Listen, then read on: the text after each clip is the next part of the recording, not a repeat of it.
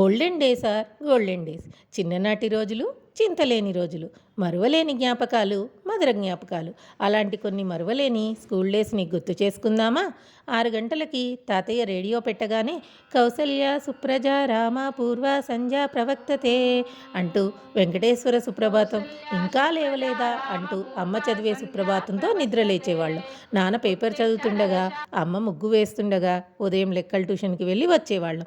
8 గంటలకు స్నానం చేసి డ్రెస్ వేసుకొని రెడీ అయితే అమ్మ వచ్చి తలకు నూనె రాసి 2 జడలు పైకి అల్లి రిబ్బన్తో 6 కుచ్చులు వేసి జడ అల్లేది.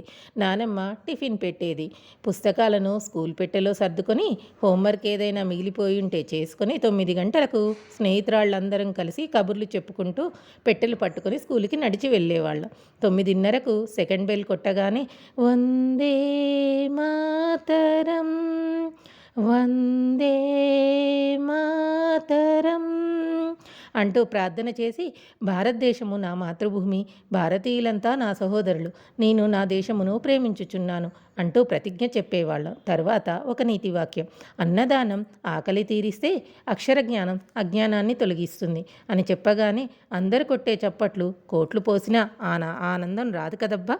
క్లాసులోకి వెళ్ళగానే టీచర్ వచ్చి రిజిస్టర్ తీసి Rajani yes teacher, Anitha yes teacher, Hari absent teacher, Karishma yes teacher అంటూ అటెండెన్స్ ఇచ్చేవాళ్ళం.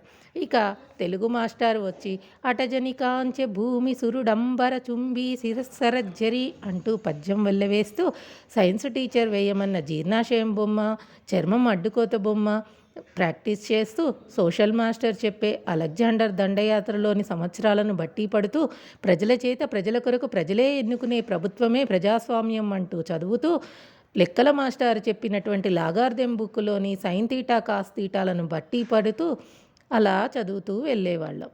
నోట్బుక్స్ అయిపోతే కొత్తది కావాలి అమ్మ అంటే చదువు చారెడు బలపాలు దోసెడు అని నానమ్మ సనిగేది. ఇప్పటి పిల్లలకు చదువు చారెడు డబ్బుల కట్టెలు దోసెడు. మరి ఆ నానమ్మలు ఇప్పుడు ఉంటే ఏమనేవారో కదా. ఇక ఇంటర్వెల్ టైంలో నటరాజు కంబాక్స్లోని ₹2 తీసి బఠానీలు, రేగిపళ్ళు, నువ్వు జీడీలు కొనుక్కొని అందరం కలిసి తినేవాళ్ళం. ఇక ఏదైనా సినిమా చూస్తే ఫైటింగ్స్తో సహా ఫ్రెండ్స్కి చెప్పందే నిద్ర పట్టేదే కాదు. పుట్టినరోజు వచ్చిందా ఇక నిద్రపోయేవాళ్ళం కాదు. ఆ చాక్లెట్లను ఎన్నిసార్లు లెక్క పెట్టామో ఆ దేవుడికే తెలుసు. ఆగస్టు 15 వస్తే ఇక పండగే. ఆటల పోటీలు, పోటీ పడి మరీ క్లాస్ డెకరేషన్ చేయడాలు.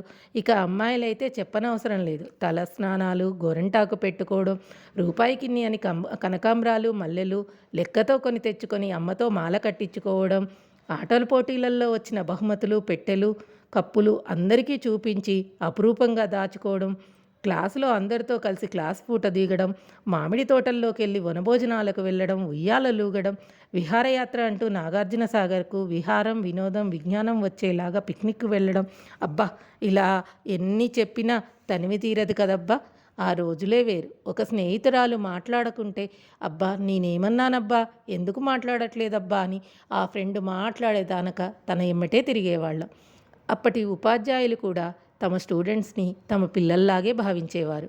వారు దారి తప్పితే తన పిల్లలు దారి తప్పినట్టు, ఏదైనా సాధిస్తే వారి పిల్లలే సాధించినట్టుగా భావించేవారు.